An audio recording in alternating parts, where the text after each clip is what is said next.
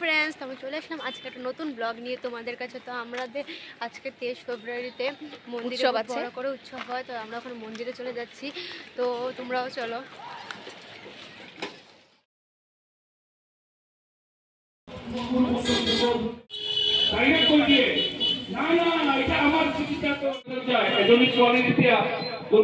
চাকরি করে বলে যায় তার জিপ লাইফ রিচ আছে। আমরা চলে যাচ্ছি গাজীকে মনে নমস্কার করে ঠাকুরকে, তাহলে আমরা এখন চলে যাচ্ছি খাবো আমরা এখানে।